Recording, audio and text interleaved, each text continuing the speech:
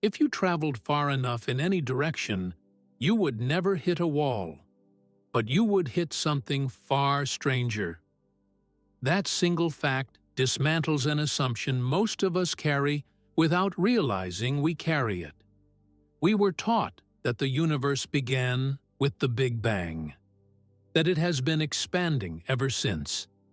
And if it is expanding, the mind naturally asks, into what? And where does it stop? These feel like reasonable questions. They are, in fact, the wrong questions. Not because they are naive, but because the architecture of reality does not care about the intuition's evolution built into a brain designed to navigate grasslands and avoid predators. The universe was not engineered for human comprehension, and nowhere is that more apparent than at the question of its edge. There is a boundary. It is real. It has a measurable radius, but it is not the edge of the universe. It is the edge of what you can ever see. And the distance between those two concepts is not semantic. It is the difference between a wall and a horizon.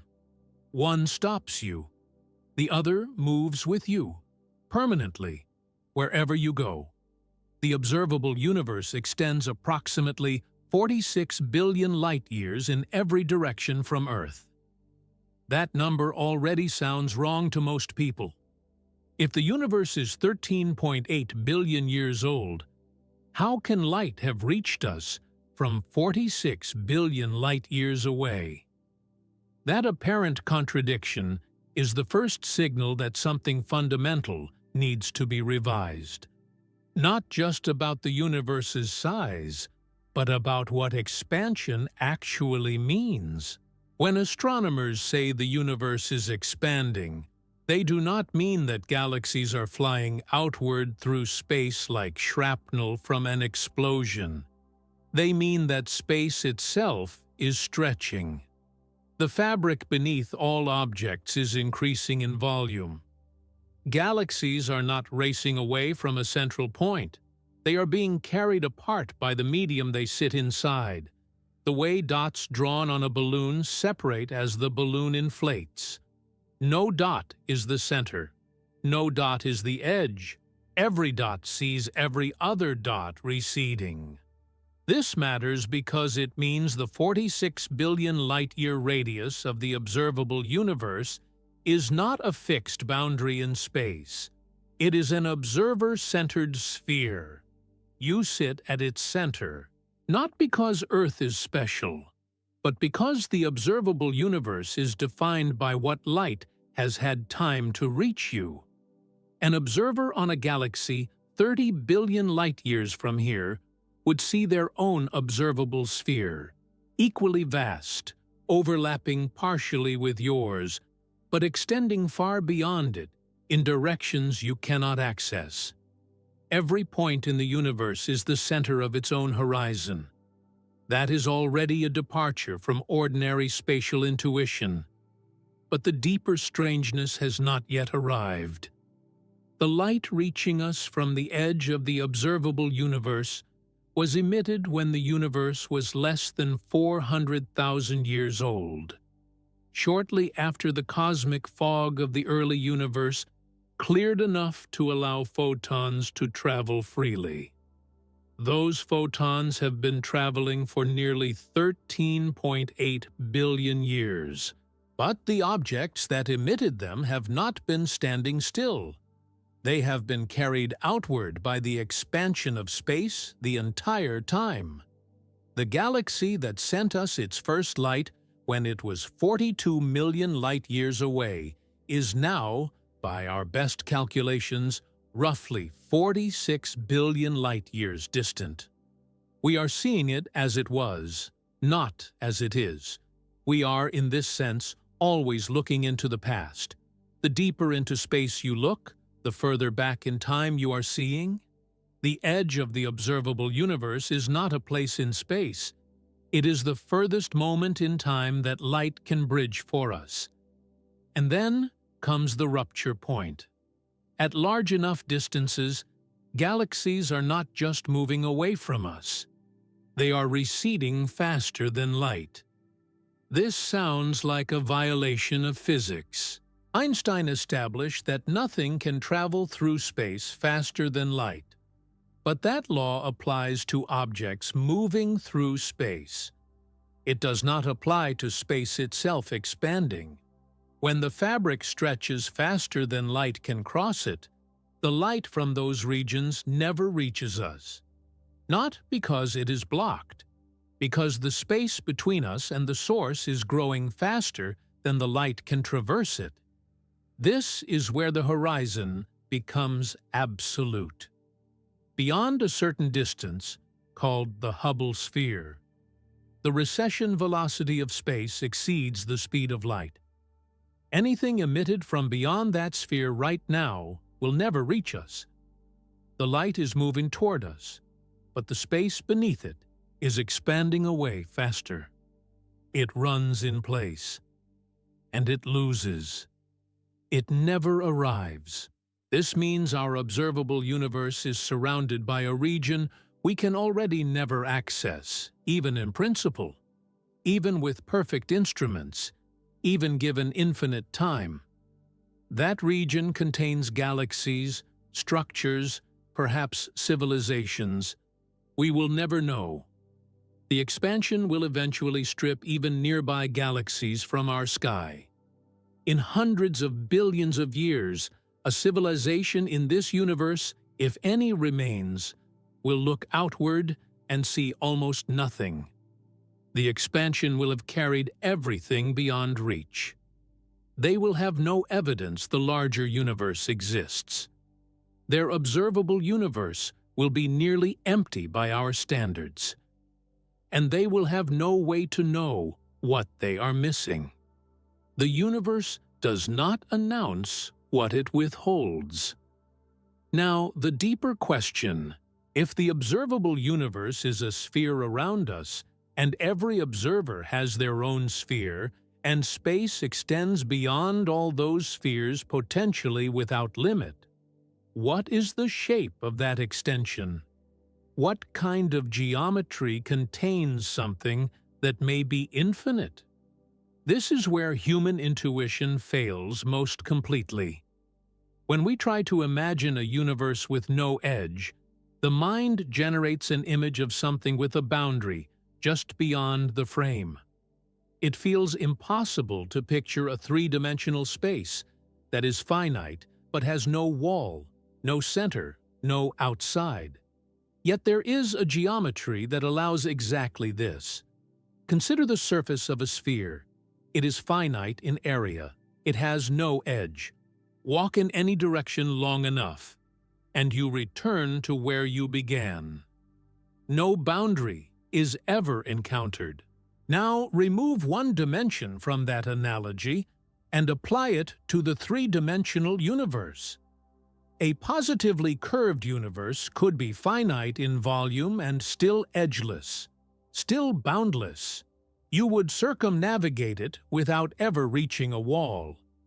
The current observational data suggests the universe is, at minimum, extraordinarily close to geometrically flat. If it is truly flat, it may be infinite. The observable portion we inhabit is simply a finite bubble within an unbounded expanse. If it is positively curved, it is finite but edgeless. Either way, the word edge does not apply in any meaningful sense.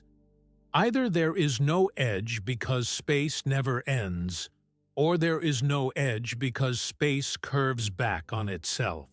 The one option physics consistently excludes is the option intuition demands: a wall, a surface, a place where space simply stops and something else begins. There is no outside, not because we have confirmed the universe is infinite, but because space is not inside anything. The universe is not expanding into pre-existing void.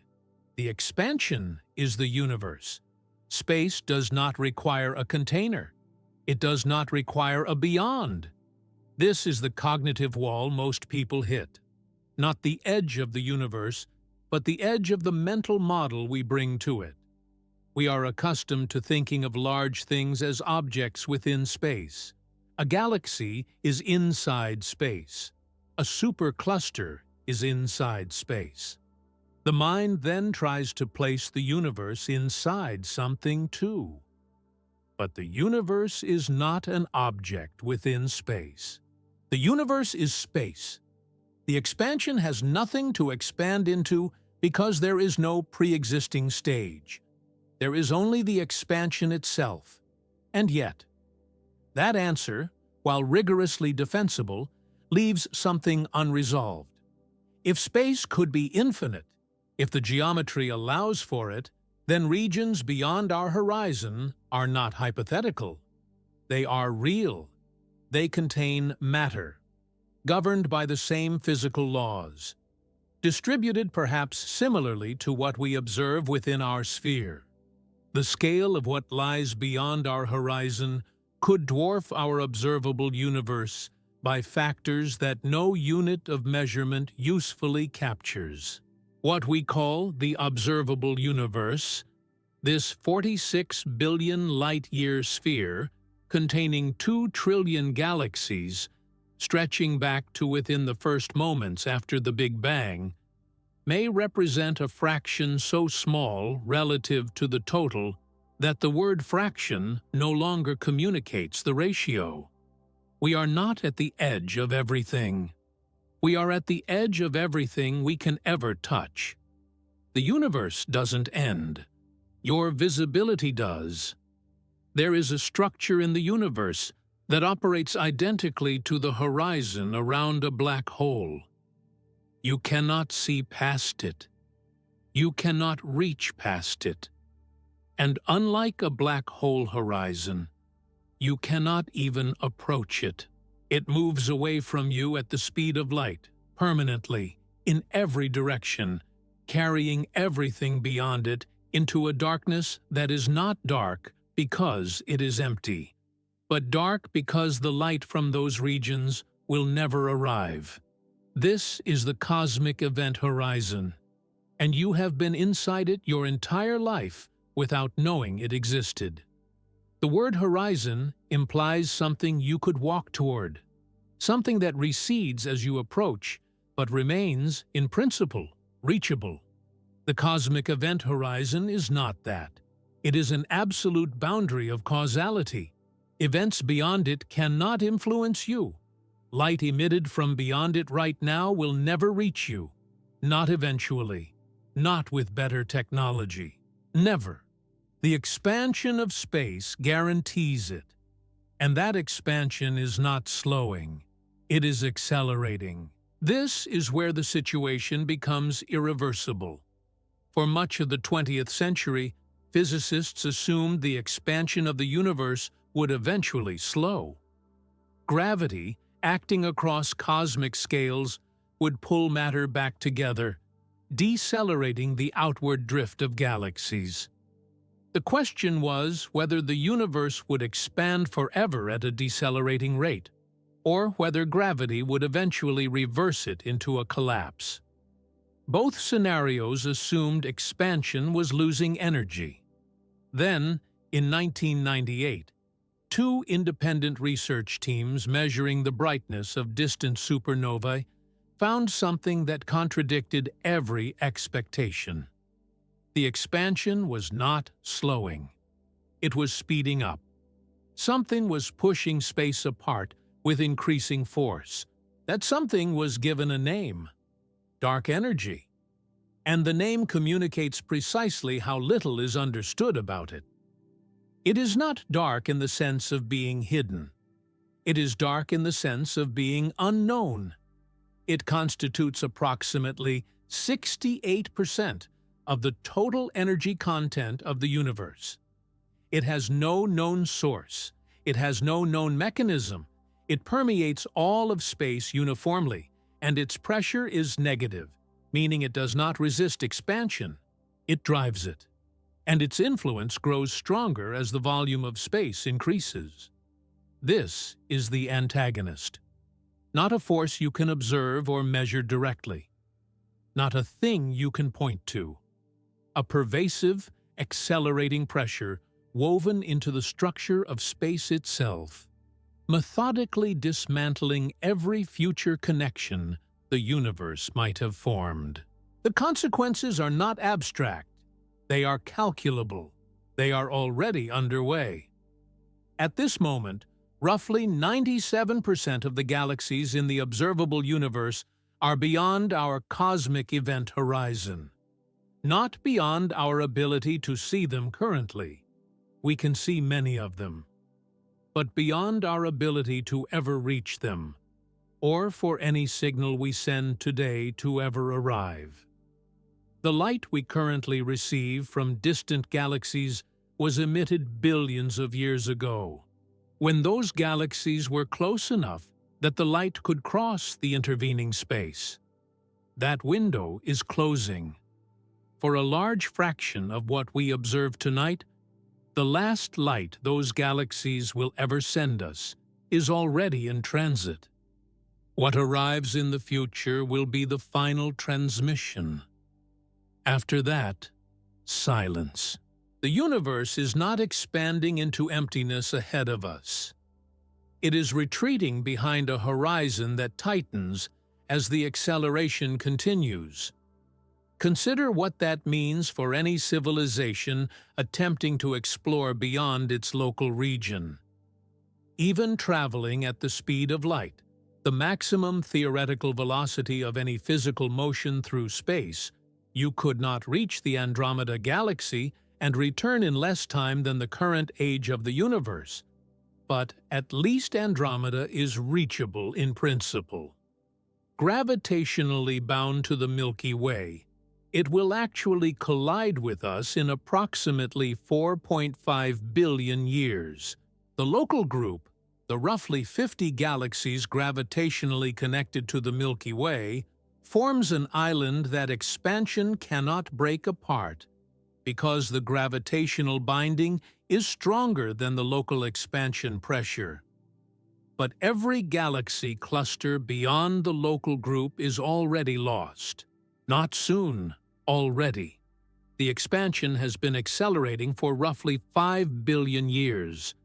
The galaxies of the Virgo cluster, the Perseus cluster, every structure beyond our gravitationally bound island has already crossed the threshold where a civilization leaving today, even at the speed of light, could not reach them before the expansion carries them permanently beyond causal contact. They are observable. They are visible. They are effectively gone. And that changes everything. The universe we see is not the universe as it is. It is a catalog of objects that were reachable at various points in the past and are no longer reachable now. The sky is an archive. It is not an inventory of what we have access to.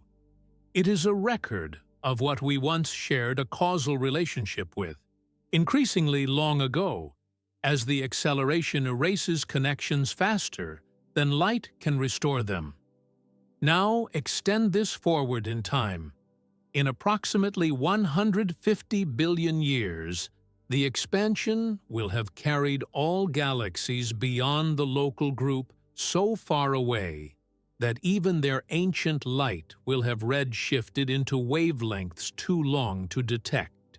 The cosmic microwave background, the faint thermal afterglow of the Big Bang itself, detectable in every direction, the oldest light in the universe, will have stretched beyond the sensitivity of any instrument.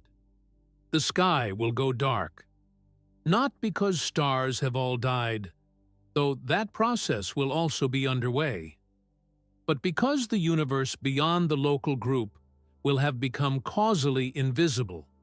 A civilization existing then will have no photons from beyond their immediate neighborhood, no cosmic microwave background to detect, no evidence of the Big Bang, no distant galaxies to observe, no indication that the universe was ever anything more than a small cluster of stars in an otherwise empty void. They will be isolated not by walls, but by speed. The expansion will have outpaced every photon trying to cross the growing distance. This is cosmic claustrophobia, operating at the scale of everything. And it does not stop with isolation. The stars in the local group will exhaust their fuel. The most massive burnout first, over millions of years. Mid-sized stars like the Sun survive billions of years. The smallest red dwarfs will persist for trillions of years, burning cool and slow, long after the universe has become unrecognizable by current standards. But even red dwarfs have a limit. Stellar formation itself depends on available gas, and the gas supply diminishes over time as it locks into stellar remnants. Eventually, roughly 100 trillion years from now, the last star forms. After that, no new light is generated. What remains are stellar remnants, white dwarfs, neutron stars, black holes, and the cold, dim aftermath of a universe that has spent its energy budget. This is the approach toward heat death. Not a sudden end, a gradient. A slow, irresistible drift toward maximum entropy, where energy is distributed so uniformly that no thermodynamic work can be extracted. No temperature gradients, no usable energy, no process. The universe does not collapse into annihilation. It diffuses into equilibrium. It becomes, in the most precise physical sense, perfectly still. Dark energy accelerates every step of this. It ensures the isolation precedes the exhaustion. Before the stars die, the connections dissolve. The universe will be dark and alone before it is cold. The acceleration does not just drive galaxies apart, it guarantees that the universe fragments into isolated pockets, each unable to communicate with any other, each burning through its local fuel supply without any possibility of reinforcement or contact. The fragmentation is thermal as well as spatial. Reflect on the scale of what is already unreachable. The observable universe contains an estimated 2 trillion galaxies. Each galaxy contains on average hundreds of billions of stars. The structures we can see represent billions of years of cosmic evolution. Formation, collision, star birth, stellar death. The long chemical enrichment of space with elements heavier than hydrogen and helium, the slow construction of the conditions that make planets and chemistry and biology possible. All of it is visible to us now. Almost none of it is accessible. Of those 2 trillion galaxies, the local group contains roughly 50. Everything else is either already beyond our event horizon or will cross it within cosmologically short timescales given the acceleration rate. We are left with 50 galaxies in a universe of 2 trillion, a ratio too small to be expressed meaningfully as a percentage. Our inheritance from all of cosmic history is a handful of gravitationally connected neighbors and the fading light of everything else. The horizon is not coming. The horizon is already here. It arrived billions of years before humans existed to notice it. We were born inside a prison whose walls had already been moving away from us at the speed of light since before the Earth formed. And the walls will keep moving faster. Dark energy does not plateau. Under current models, it continues to strengthen as the universe expands. Some projections suggest a scenario called the Big Rip, in which the acceleration eventually overcomes not just galactic distances, but the gravitational binding of galaxies themselves, then star systems, then planets, then atoms, space expanding so fast that matter cannot hold itself together at any scale. the horizon closing not over billions of years, but in the final moments at the scale of the microscopic. Whether the Big Rip occurs depends on the precise behavior of dark energy over cosmic time, and that behavior is not yet understood. But the baseline trajectory, accelerating expansion, permanent isolation, entropic dissolution, does not require the most extreme scenario to be devastating in its implication. The universe is not a place you explore. It is a place you are briefly permitted to observe before the expansion erases the view. What we call the cosmos, the grand, structured, galaxy-filled expanse, visible in every long-exposure image from our most powerful telescopes, is not the permanent backdrop of reality. It is a window, one that opened shortly after the Big Bang when matter cooled and light could finally travel. One that is closing now, galaxy by galaxy, as dark energy accelerates the recession beyond the horizon's edge. Most of the universe is already gone. Everything you know about edges is wrong. Not partially wrong. Not wrong in subtle ways that require philosophical adjustment. Wrong in the foundational sense, the kind of wrongness that requires dismantling the assumption before any accurate picture can be built in its place. The assumption is this, that if something has a finite size, it must have a boundary. That if you can assign a volume to something, there must be an inside and an outside. That containment requires a container. This assumption is so deeply embedded in spatial intuition that questioning it feels like questioning logic itself. But it is not logic. It is geometry. And geometry has more solutions than the human brain intuitively generates. The universe may be finite. It may also have no edge. Both of those statements can be simultaneously, rigorously true. Understanding how requires abandoning Euclidean space, the flat, infinite, grid-like space of classical geometry, and entering the stranger territory of curved topology, where the rules of shape operate differently at the largest scales, and where borders are not a necessary consequence of finite size. The conflict between these two ideas is not resolved by choosing one over the other. It is resolved by recognizing that the intuition demanding a border is a local tool being misapplied to a global problem. Begin with something smaller.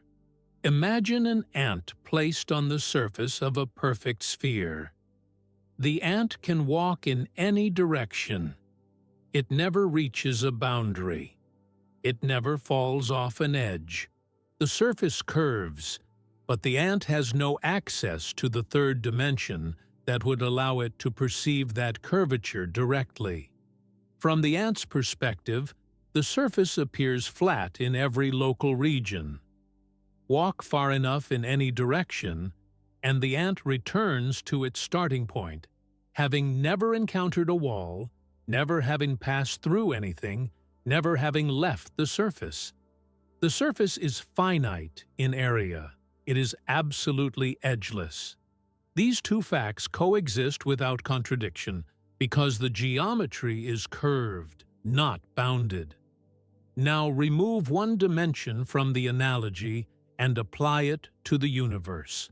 If three-dimensional space is positively curved in an analogous way, curving through a higher dimension the way the sphere's surface curves through the third, then the universe could be finite in volume while having no boundary, no wall, no outside. Travel far enough in any direction and you return to your origin. Not because you bounced off anything, because the geometry brought you back. The universe would be, in the language of mathematics, a three-sphere, the three-dimensional surface of a four-dimensional hypersphere. Finite, closed, Edgeless. This is not science fiction. It is a legitimate solution to the equations of general relativity, which governs the large-scale geometry of space. Einstein's theory does not demand flat space. It allows for curvature, and the nature of that curvature depends on the total energy density of the universe. Three possibilities exist. If the density is above a critical threshold, space is positively curved. The hypersphere geometry, finite and closed. If the density is exactly at the critical value, space is flat, infinite, extending without curvature in all directions. If the density is below the threshold, space is negatively curved, shaped like a saddle at every point, also infinite, but geometrically distinct from flat space in ways that affect how parallel lines, triangles, and large-scale structures behave. The question is not which geometry is mathematically possible. All three are. The question is which geometry the actual universe inhabits. To answer it, physicists turn to the oldest light in existence. The cosmic microwave background is the thermal afterglow of the early universe, emitted approximately 380,000 years after the Big Bang, when the universe cooled enough for electrons to bind with protons, and space became transparent to light. Before that moment, the universe was opaque, a plasma so dense that photons could not travel freely. After it, light propagated across space and has been traveling ever since, stretching as space expanded, cooling from thousands of degrees to roughly 2.7 degrees above absolute zero. It fills the sky uniformly in every direction, detectable as faint microwave radiation, and crucially, it carries within its temperature fluctuations, tiny variations of 1 part in 100,000, a precise record of the geometry of the universe at the moment it was released. Those temperature fluctuations have a characteristic angular scale. The size of the hot and cold patches on the cosmic microwave background depends on the geometry of the space through which that light has traveled for 13.8 billion years. In flat space, the patches appear at a specific angular size. In positively curved space, they appear larger. In negatively curved space, they appear smaller. By measuring the angular scale of these fluctuations with sufficient precision, cosmologists can determine the curvature of the universe. The results, refined over decades of satellite observation culminating in the Planck mission, are extraordinary in their precision and unsettling in their ambiguity. The universe is flat, to within 1%. The density of the universe matches the critical value to a precision that leaves almost no room for measurable curvature. Space, at the scale we can probe, shows no detectable curvature in either direction. Every triangle drawn across cosmic distances closes with angles summing to exactly 180 degrees. Parallel lines do not converge. Parallel lines do not diverge. The geometry, within the observable limit, is Euclidean. But that 1% margin is not zero. And there is a deeper problem. The cosmic microwave background only allows us to probe the geometry of the observable universe, a sphere 46 billion light-years in radius. If the universe is curved, but the radius of curvature is vastly larger than that sphere, the curvature would be undetectable at our scale. A creature living on a planet 10 times the size of Earth, restricted to a patch of ground 10 meters across, would also measure flat geometry. The local flatness would be real and accurate. It would tell them nothing about the global shape of the world beneath them. We may be in the same position. If the total universe is orders of magnitude larger than the observable sphere, a condition that most inflationary cosmological models predict, then even significant global curvature would be invisible to us. The flatness we measure is a local measurement. It constrains the geometry within our horizon. It cannot constrain the geometry of what lies beyond. A universe with a total volume 1,000,000,000,000 times larger than the observable region could be a hypersphere, finite and closed, and we would have no way to detect it from within our small causal bubble. And that changes everything. There is another possibility that neither the flat nor the spherical model requires, but which the mathematics permits. The universe could be finite without being simply connected. A simply connected space is one in which any loop can be continuously shrunk to a point. The hypersphere is simply connected. But space can also have topology that wraps in complex ways, like a three-dimensional torus, where the space connects to itself along multiple axes. In a toroidal universe, traveling far enough in one direction brings you back from the other side. The way moving off the right edge of a screen in certain video games places you on the left edge. The space would still be locally flat. The curvature measurements would still show Euclidean geometry at small scales. But the global structure would be self-connecting. If the universe has this topology, there is a detectable signature.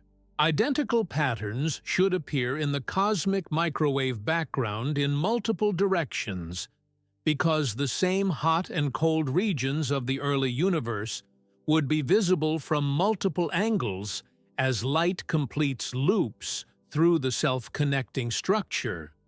Cosmologists have searched for these matched circles in the CMB data.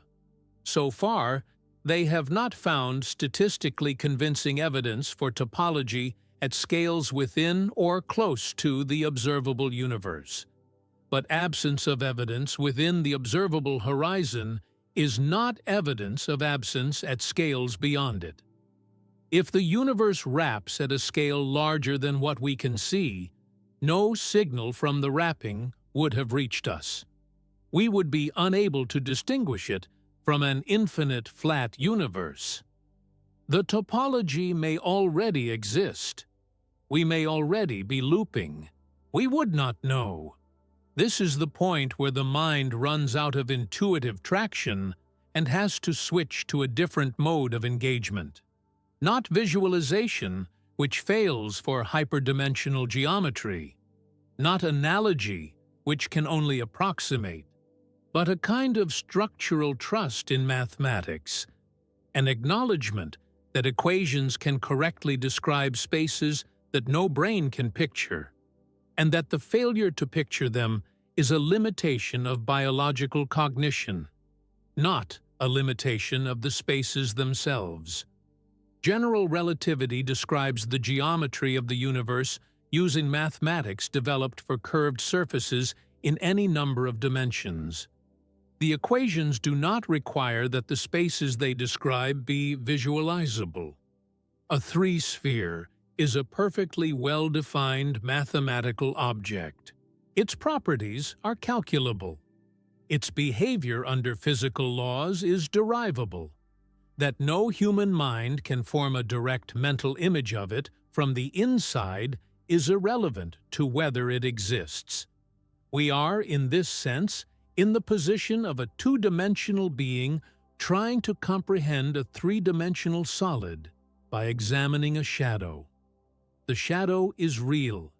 The information in it is real. But the object casting it has a dimension the being cannot directly perceive.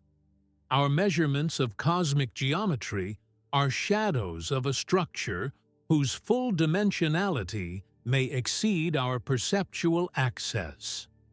What we can say with precision is this: the universe, if finite, does not require a border. The topology that permits a finite volume without a boundary is mathematically rigorous, physically plausible, and consistent with every measurement made to date. The intuition insisting that finite things must have edges is not a discovery about reality. It is a heuristic developed for navigating objects much smaller than the cosmos, generalized far beyond the domain in which it was formed. The edge the mind demands does not exist, because the mind is applying a rule developed for boxes to something that is not a box. The universe does not have the shape of an object you can place on a table. It does not have an outside. It does not have a surface facing something else. It is the totality of spatial existence, and spatial existence does not require external containment to be real. There may be no wall. There may be no void beyond a wall. There may be only space, curving back through dimensions we cannot perceive, finite in measure, boundless in structure, complete without enclosure. Finite does not mean bordered. The Big Bang was not the beginning of everything. It was the end of something else. That reframing is not poetic license. It is the logical consequence of the best-supported theory of early cosmic evolution currently available to physics. The Big Bang, the hot, dense, rapidly expanding state from which all observable structure emerged, was itself produced by a prior process.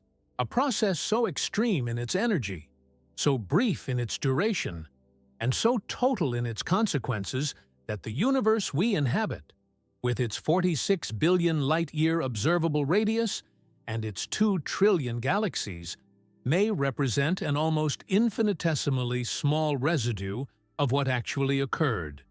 What occurred is called cosmic inflation. And once you understand what inflation implies at its full theoretical extent, the question of where the universe ends becomes not just unanswerable, but possibly incoherent. Because the universe, in any singular sense, may not exist. Inflation was first proposed in 1980 by physicist Alan Guth as a solution to 3 problems that the standard Big Bang model could not explain on its own. The horizon problem.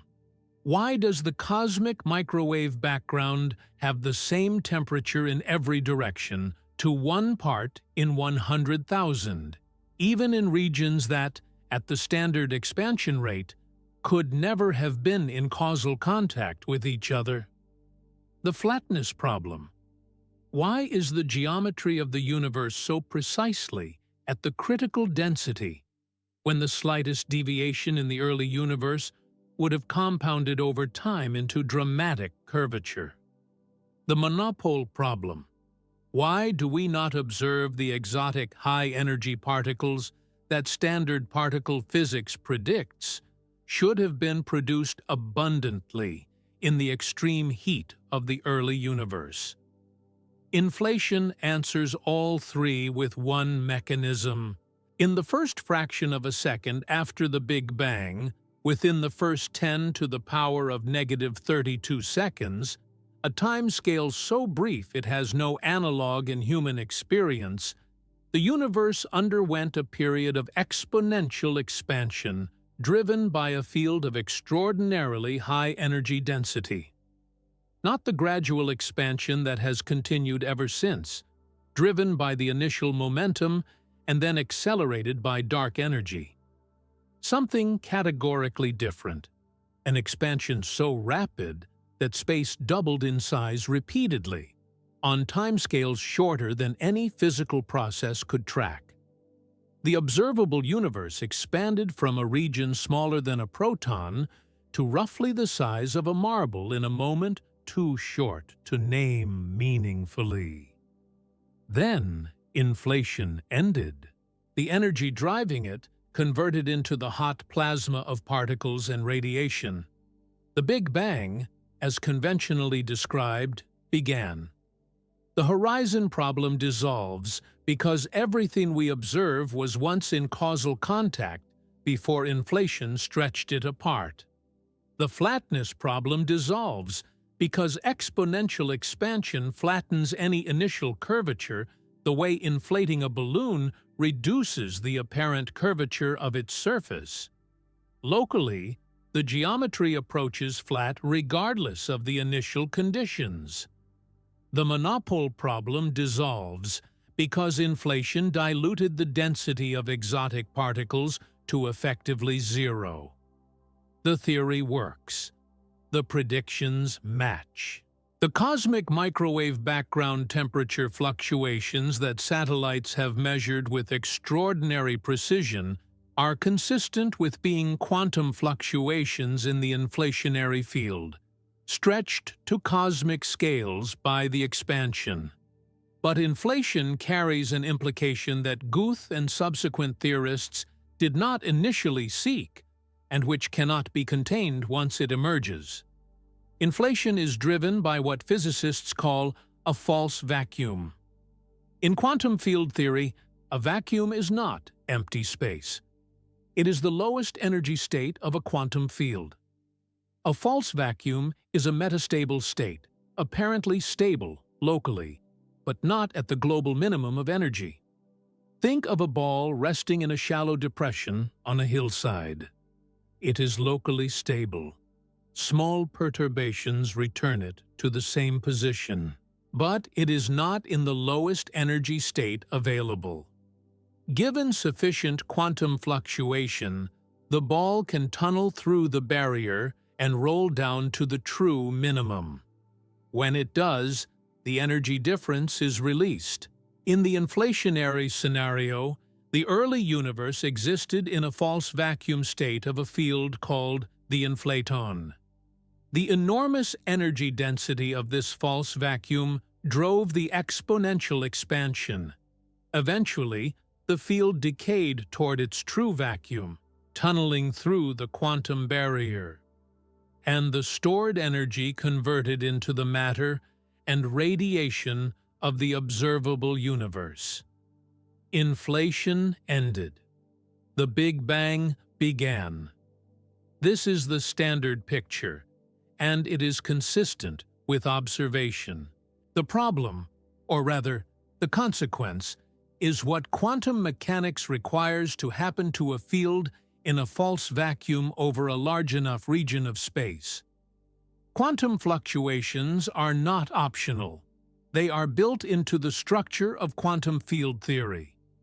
Any field in any state experiences random quantum perturbations continuously. In a false vacuum driven exponential expansion, these fluctuations have a specific competitive relationship with the decay rate.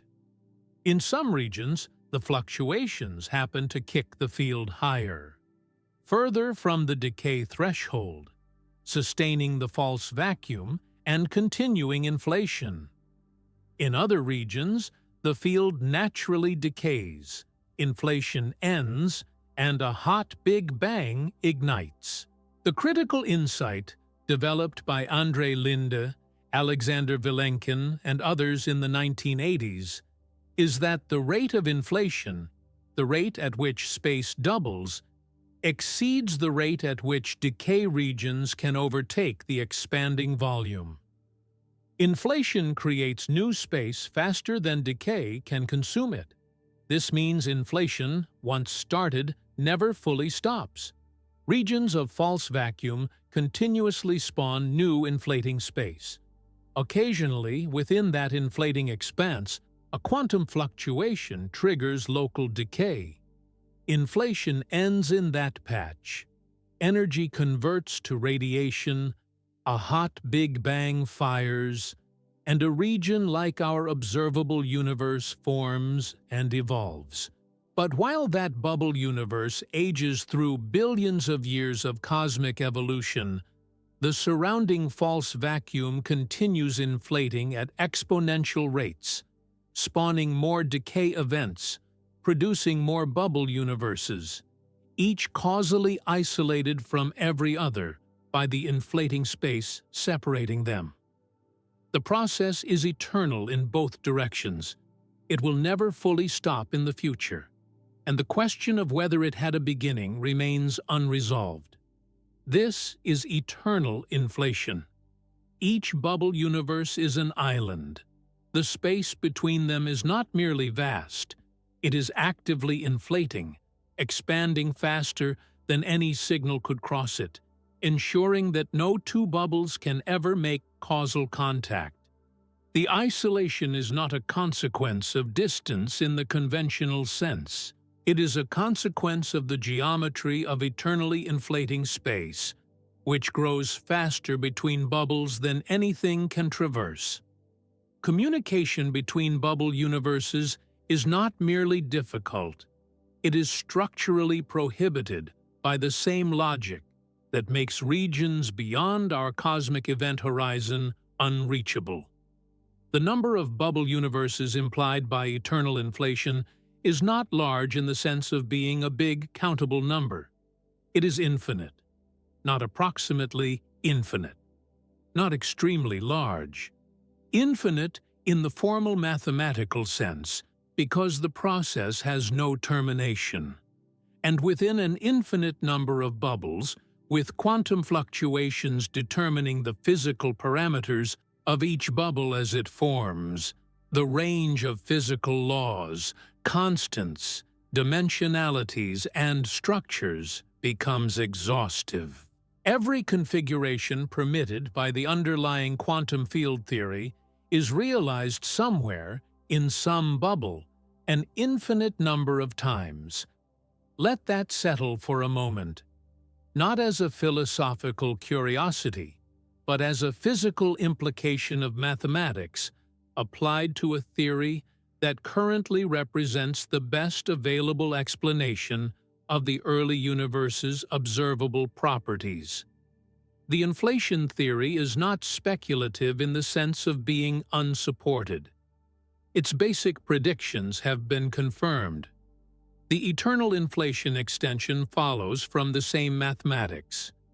The bubble universe proliferation follows from eternal inflation. The implication of infinite variety follows from infinite bubbles. Each step is a consequence of the previous one. The strangeness accumulates not because the physics abandons rigor, but because it follows rigor to its conclusion. Our universe, the entire observable sphere, the 2 trillion galaxies, the 13.8 billion-year history, the specific values of every physical constant from the speed of light to the mass of the electron to the strength of gravity, may be the product of a single quantum fluctuation in a false vacuum field, a local decay event in an eternally inflating expanse, producing conditions that happen to permit stable matter, chemistry, stars, and the biology capable of asking this question. The constants we observe are not necessarily universal. They may be local. The bubble we inhabit may have a specific set of parameters that differ from the bubble next to us. If next to us has any meaning in a geometry where bubbles are separated by eternally expanding space. Some bubbles, by this reasoning, may have formed with physical constants hostile to structure. Gravity slightly too strong, causing all matter to collapse before stars form. The electromagnetic force slightly too weak, preventing atoms from holding their electrons. The cosmological constant slightly too large, causing expansion to overwhelm all gravitational binding before any structure coalesces. Most configurations, if the parameter space is sampled randomly, may produce featureless, sterile volumes of space that expand and cool without ever generating complexity. Our bubble is one that happened to produce the conditions for order. That fact may require no further explanation than the observation that only bubbles capable of generating observers will be observed. This is the anthropic principle operating at cosmological scale. It is not a satisfying answer. It is a structural constraint on what kinds of universes are available for inquiry. The deeper discomfort is not with our specific bubble's parameters, but with the nature of the landscape itself. If inflation is eternal and bubble universes proliferate without limit, then the concept of the universe as a singular, coherent entity, one cosmos governed by one set of laws, one history, one fate, dissolves. What exists instead is an inflationary multiverse, a superstructure so large that the word large no longer applies, within which individual bubble universes form, evolve, and eventually exhaust their energy budgets, entirely ignorant of each other, separated by geometries that guarantee permanent isolation. Our universe is not a fragment of something that was once whole. It was never connected to the others. It emerged separately, a local event in a process that had no obligation to produce anything like it, and had no mechanism to ensure coordination between outputs, the 2 trillion galaxies we can observe, the entire 13.8 billion-year arc of cosmic history, the formation of every star and planet, and every structure capable of containing a conscious perspective. All of it is contained within a single bubble, one event among an infinite proliferation of events, none of which can communicate, compare, or confirm the existence of the others. This cannot be verified directly. No observation from within our bubble can reach another bubble. The inflationary expanse between them is not traversable. The isolation is absolute. Eternal inflation is therefore in the category of scientific theories whose central claims exceed the reach of direct empirical test, a fact that some physicists consider a fatal limitation and others consider an uncomfortable but necessary consequence of following the mathematics beyond the observational horizon. What can be tested are the predictions of inflation within our bubble, and those predictions match. The CMB temperature fluctuations, the geometry, the density perturbations that seeded the large-scale structure of galaxies, all consistent. The eternal extension beyond our horizon carries the same mathematical structure to scales and implications that cannot currently be confirmed, but it does not contradict anything we observe. It extends a verified framework into territory where verification is impossible, not because the theory is weak, but because the territory is causally disconnected. That distinction matters. The unverifiability is not a flaw in the theory. It is a flaw in the geometry of space-time, which places hard limits on the information available to any observer within a single causal bubble. We sit at the center of our observable universe, surrounded by the cosmic event horizon, inside a bubble universe separated from infinite other bubbles by eternally inflating space, unable to confirm or deny the existence of any other bubble, possessed of physical laws that may be local constants rather than universal truths, and equipped with instruments that, however refined, cannot in principle reach beyond the horizon our own cosmic birth event imposed on us. The fracture is not something that happened to a previously unified cosmos. The cosmos may have always been fractured. The unity was the assumption. Our universe may be one bubble among infinity, The question feels unavoidable. If the universe exists, something must contain it. If space has any extent at all, there must be something beyond its furthest reach. If the Big Bang happened, it must have happened somewhere, inside something, within a pre-existing context that made the event possible. These conclusions feel like logic. They feel like the kind of reasoning that cannot be disputed without abandoning rationality itself. They are not logic. They are grammar. The demand for an outside is not a discovery about reality. It is a structural feature of the language we use to describe objects. Every noun we possess for spatial things, room, region, expanse, volume, container, carries an implicit outside built into its meaning. To name a space is to imply a boundary. To describe a boundary is to imply something on the other side. The mind does not generate these implications deliberately. They arrive automatically, embedded in the cognitive architecture that evolved to navigate a world where every object has an exterior, every container has a context, and every location exists within a larger location. Language did not develop tools for describing existence itself, only for describing things within existence. When we turn that language toward the totality of everything, it generates questions that sound meaningful but may have no referent. This is not a retreat from the question. It is a precise diagnosis of why the question resists answer. Consider what the Big Bang actually was.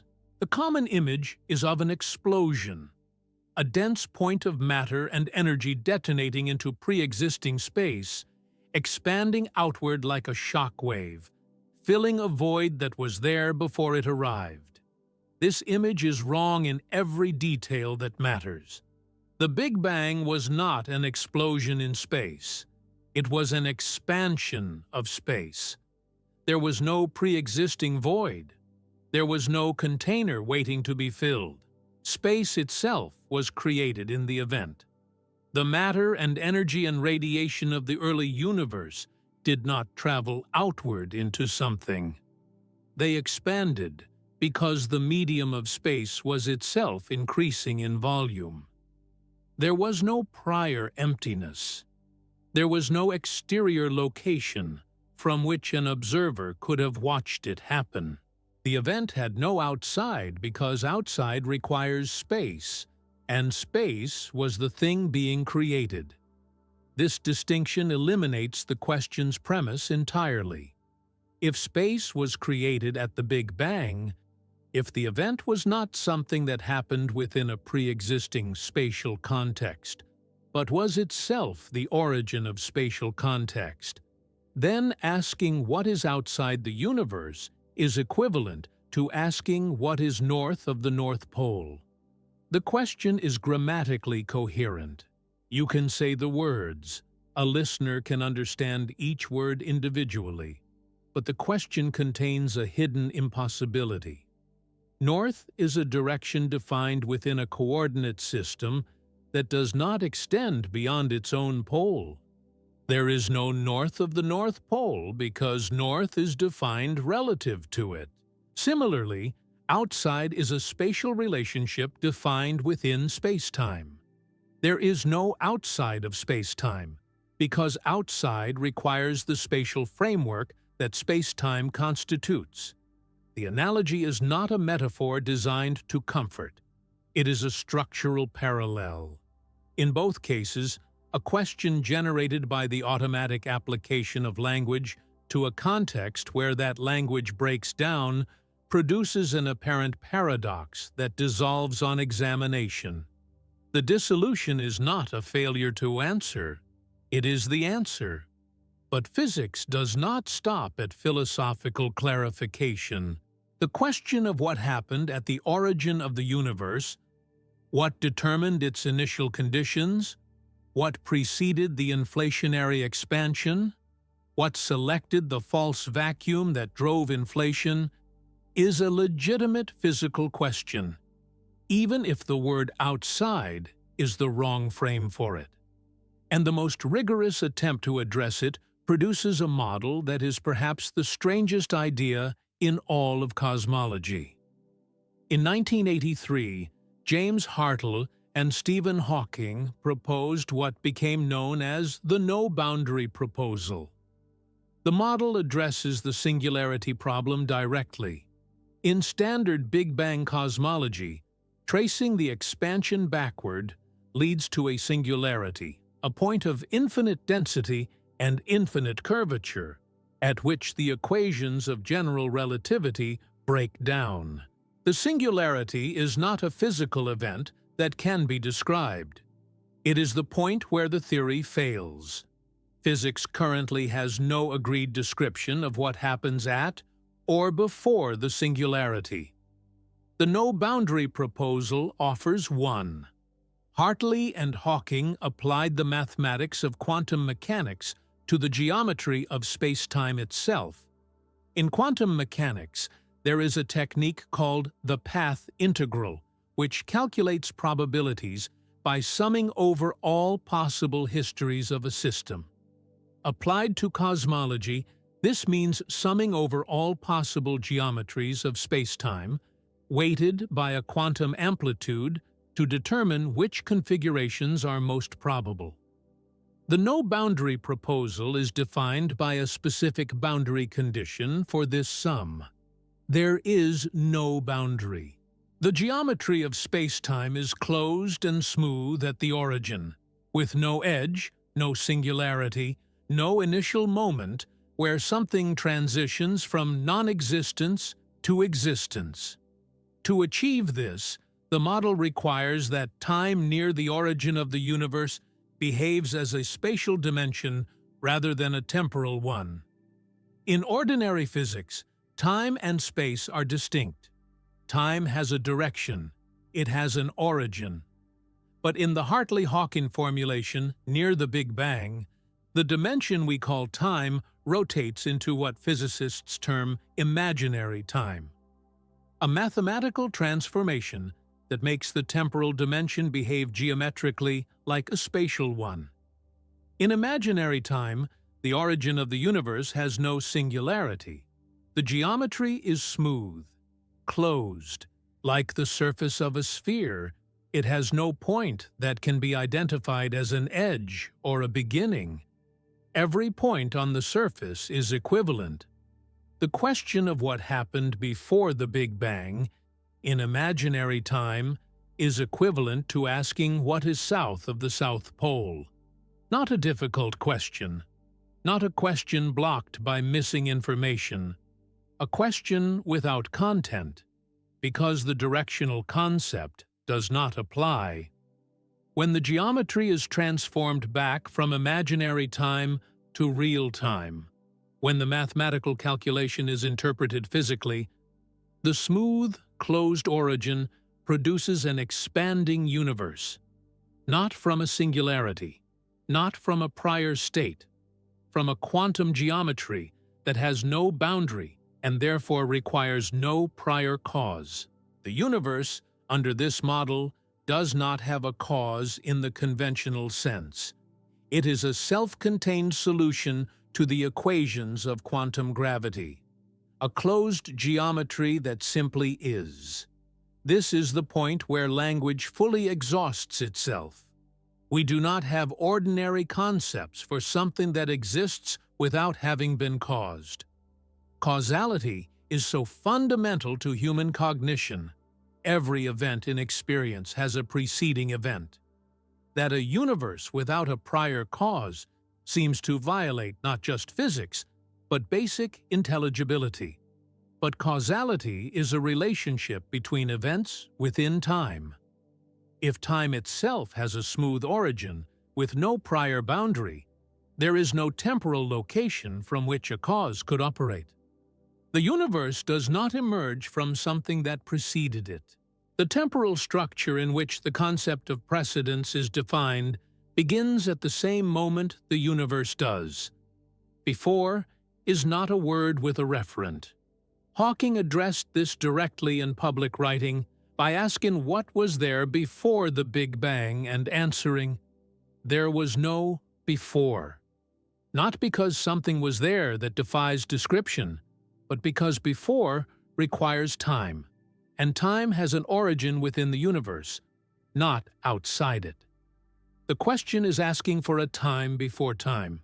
The grammar functions. The content does not.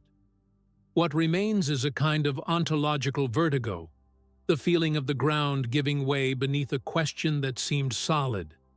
The demand for an outside, for a before, for a cause, for a container. These demands do not identify gaps in physics. They identify the limits of a cognitive vocabulary built for a world where everything is inside something else, and every event follows another event.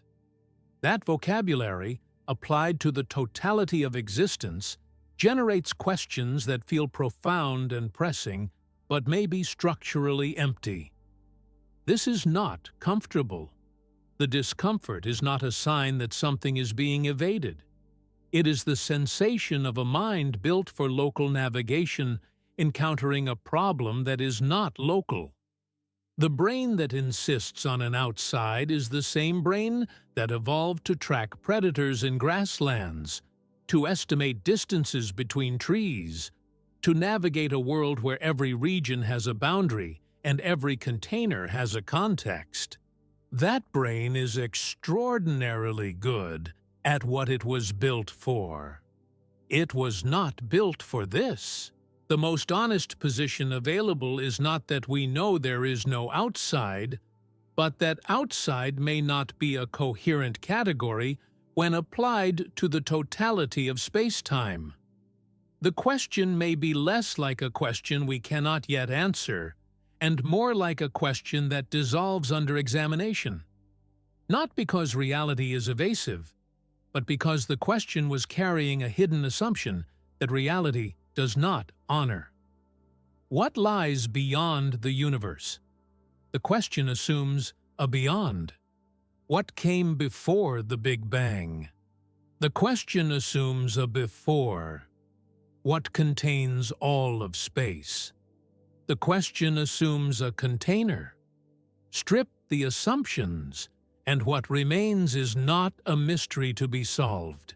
What remains is a recognition that existence, the raw fact of there being a universe at all, with its specific geometry and laws and 13.8 billion-year history, may not have an exterior address. The universe is not located somewhere. It is the somewhere that everything else is located in. There may be no outside to stand in. There is a version of the future where every technical problem has been solved. Telescopes of impossible sensitivity, positioned beyond atmospheric interference, cooled to within fractions of a degree above absolute zero, capable of detecting single photons from distances that dwarf anything currently observable. Computational systems that can reconstruct the trajectory of every photon that has ever reached our detectors and extrapolate backward through 13.8 billion years of cosmic evolution. Instruments that make the James Webb Space Telescope look like a pinhole in a piece of cardboard. Assume all of it. Assume every engineering obstacle removed, every funding limitation dissolved, every technical challenge overcome. The limits do not disappear. They were never technical. They are written into the structure of causality itself, into the relationship between information, light, and the geometry of an expanding universe. No instrument, however refined, can receive a signal that was never sent. No telescope can see light that has not arrived. No computation can reconstruct information that was never encoded in any physical signal capable of reaching us. The limits on what can be known about the universe are not constraints imposed by current inadequacy. They are constraints imposed by the speed of light operating within an expanding space-time, and they are permanent. The distinction between a particle horizon and a cosmic event horizon clarifies the nature of these limits with precision. The particle horizon marks the boundary of everything that has ever been able to influence us. The furthest distance from which light emitted at any point in the past could have traveled to reach us today, given the age of the universe. This horizon currently sits at approximately 46 billion light-years. Everything within it is, in principle, observable. Everything beyond it has had no causal contact with us. It has never influenced us. It is not merely unseen, it is causally absent from our history. The cosmic event horizon, discussed earlier in the context of dark energy, marks something different. The boundary beyond which events occurring now will never influence us in the future, because the expansion of space will carry their signals permanently away before they arrive. These two horizons describe different kinds of inaccessibility. The particle horizon is about the past. The event horizon is about the future. Together, they define a region of space-time that is our complete causal domain. The totality of what has mattered, or ever will matter, to any physical process occurring here. Beyond both horizons, in every direction, is a universe that is not merely unknown, but unknowable in a specific technical sense. Not unknowable because knowledge is hard. Unknowable because the causal connections that would make knowledge possible do not exist and cannot be created.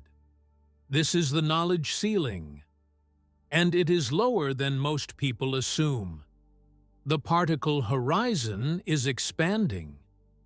As time passes, light from more distant regions reaches us for the first time, expanding the observable sphere. But the cosmic event horizon is shrinking. More precisely, the region from which light emitted today can still reach us is contracting as dark energy accelerates the expansion. These two effects are running in opposite directions.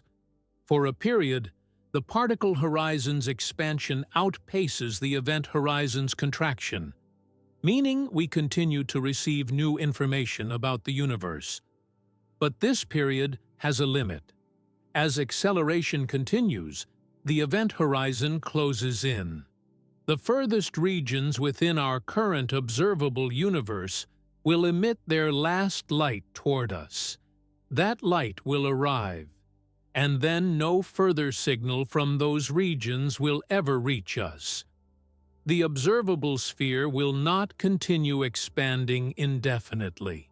It will reach a maximum and then begin, over immense timescales, to empty as the farthest sources fall permanently silent.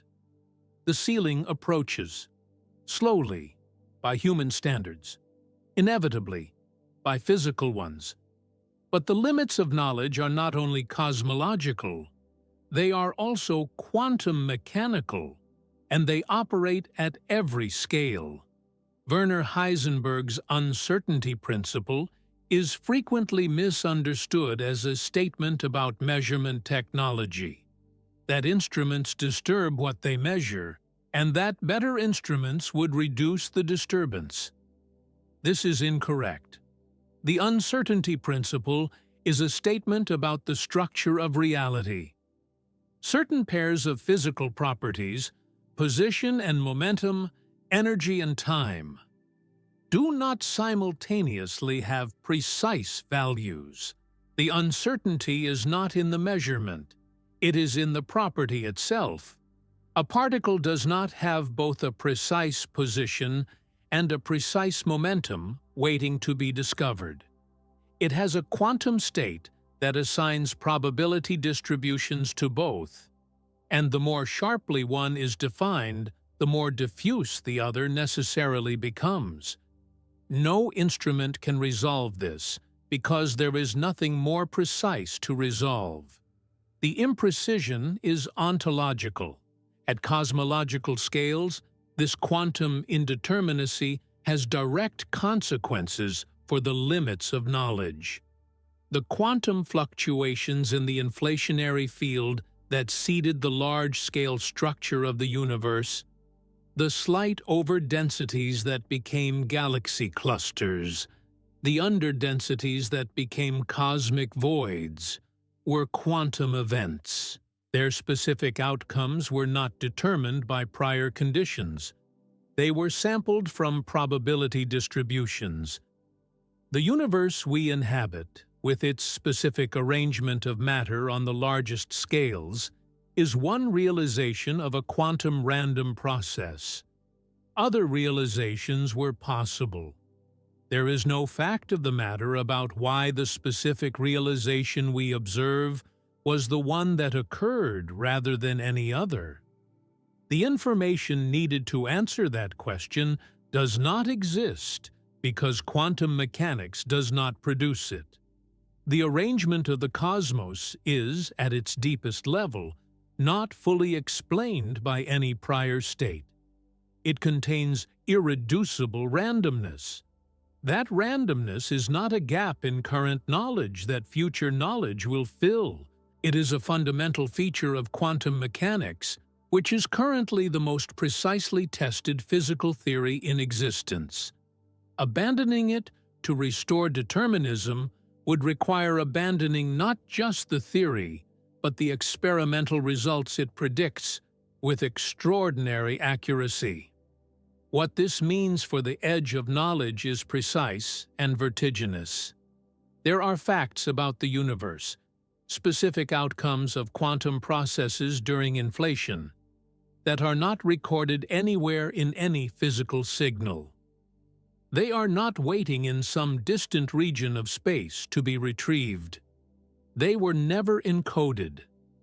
The universe does not carry a complete record of its own causal history, because part of that history was generated by processes that produce outcomes without prior cause in the deterministic sense.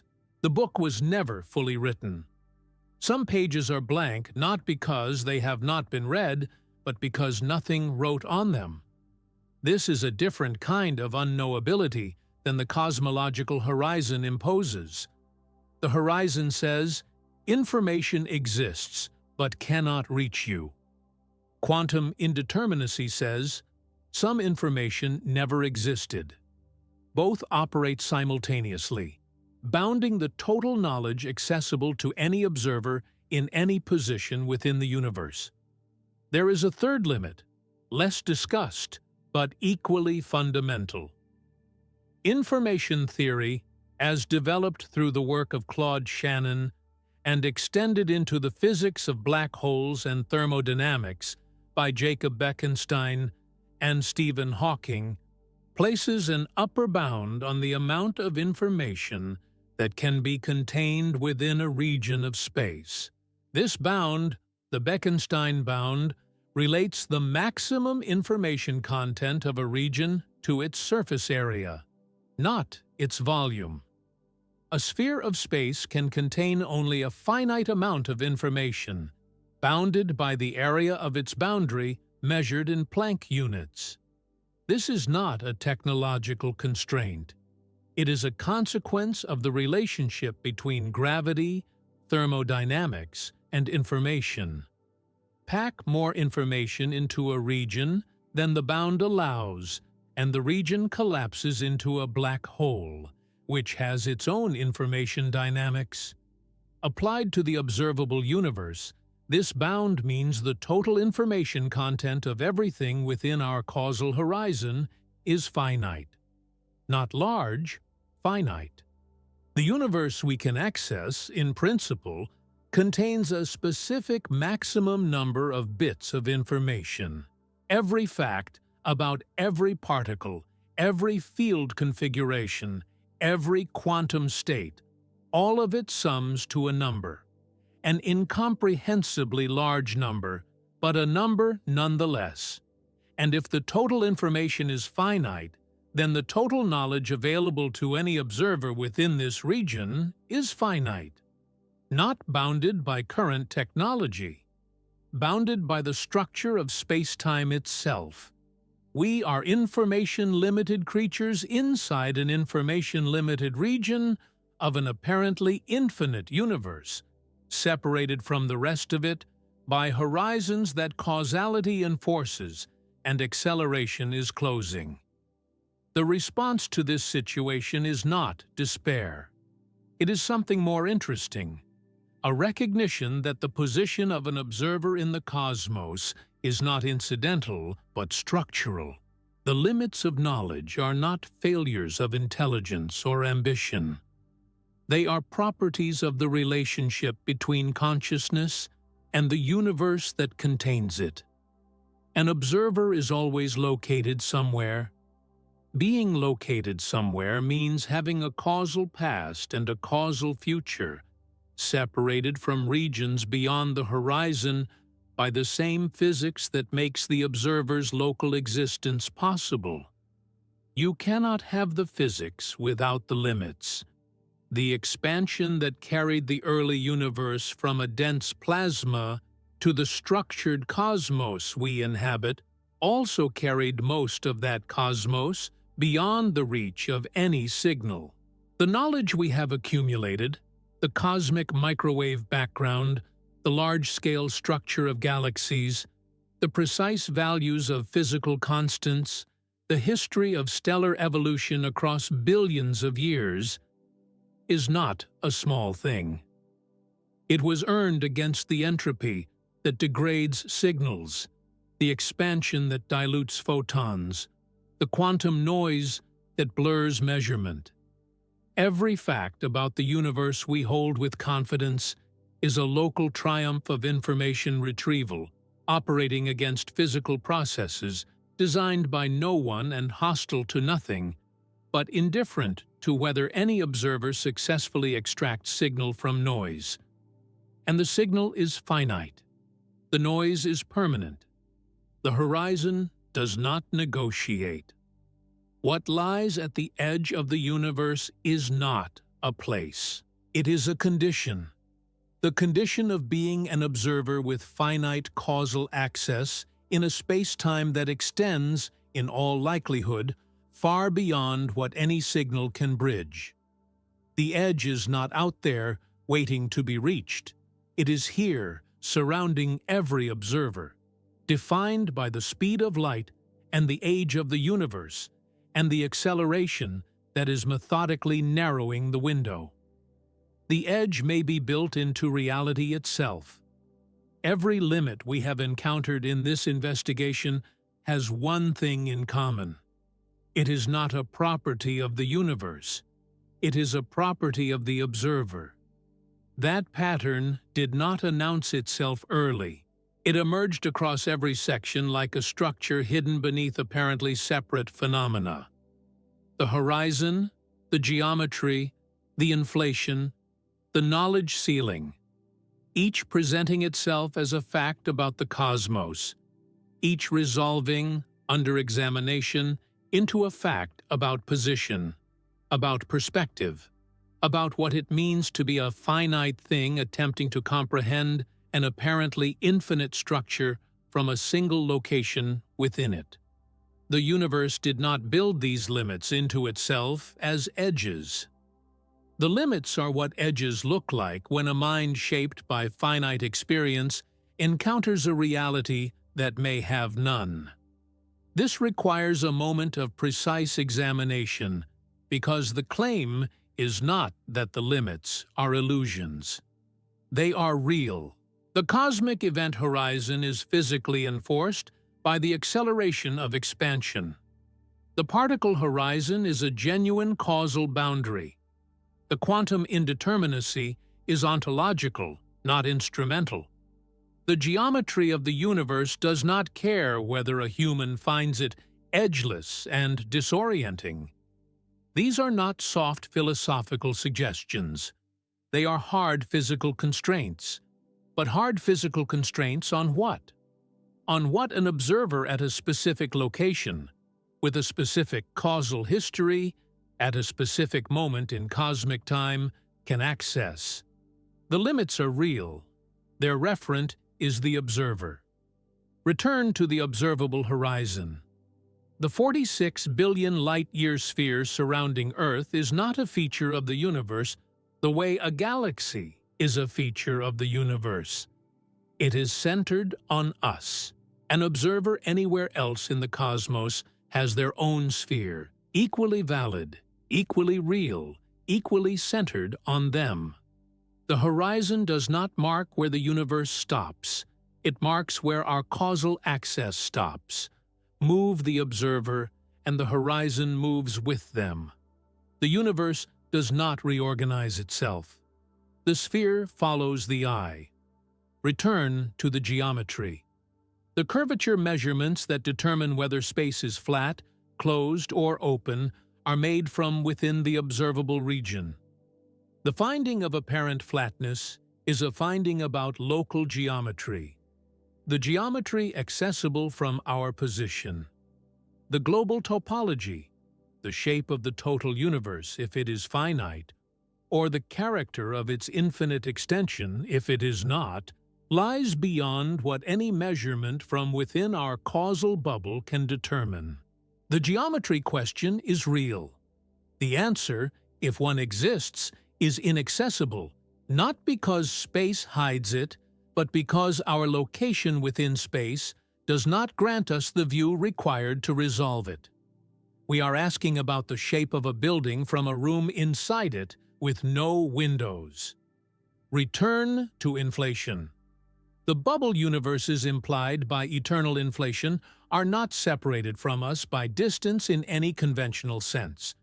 They are separated by causal structure, by the geometry of eternally inflating space that places them outside any possible causal contact with our bubble. They do not exist beyond an edge of our universe. They exist in a region where the word beyond does not apply in its ordinary spatial meaning. The separation is not a measurement of space, but a statement about information. No signal from them will ever reach us. No signal from us will ever reach them. The isolation is defined entirely in terms of what an observer can access. Change the observer's bubble and the accessible region changes entirely. The multiverse is not a collection of things separated by distance. It is a collection of causal domains, each self-contained from the perspective of any observer within it. Return to the knowledge ceiling. The fundamental limits on what can be known, the Bekenstein bound, the quantum indeterminacy, the closing event horizon, are all statements about the relationship between an observer and an information source. The Bekenstein bound limits the information accessible within a region. The quantum indeterminacy limits the determinacy of events within a history. The event horizon limits the signals that can cross spacetime to reach a receiver. Every epistemic limit is observer-indexed.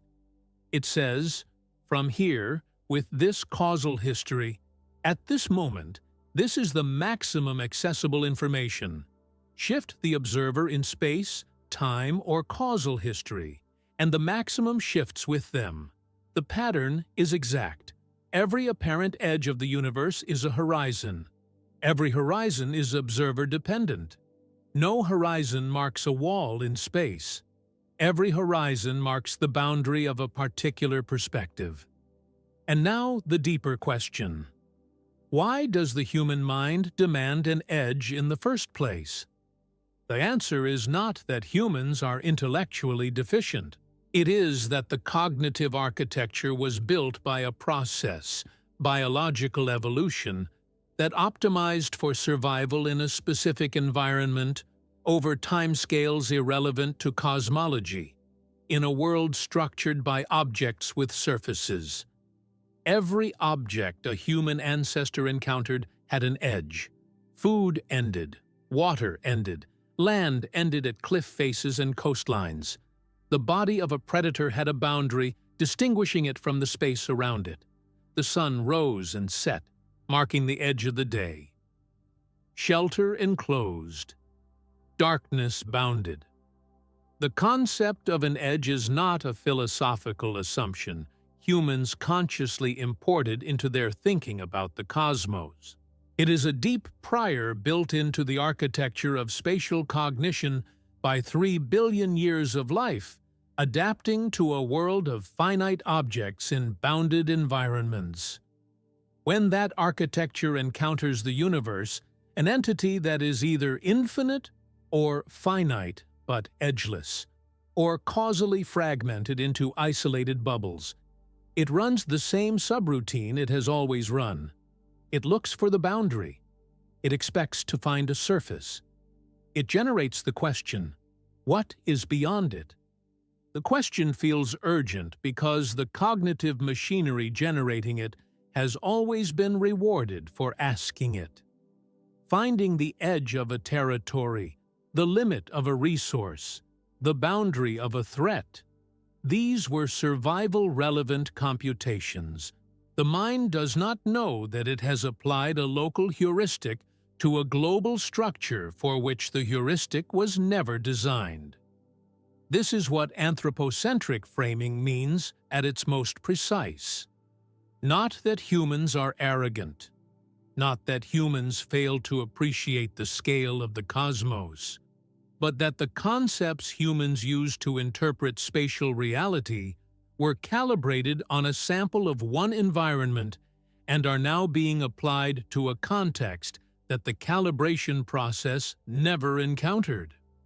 The concepts work locally, they fail globally, and the failure is not visible from inside the local domain where they succeed. The entire investigation this documentary has conducted, every section, every horizon, every dismantled assumption, has been an exercise in identifying where the local concepts fail and what replaces them. The observable boundary is not an edge, but a horizon of time. The finite universe is not bounded but edgeless through curvature.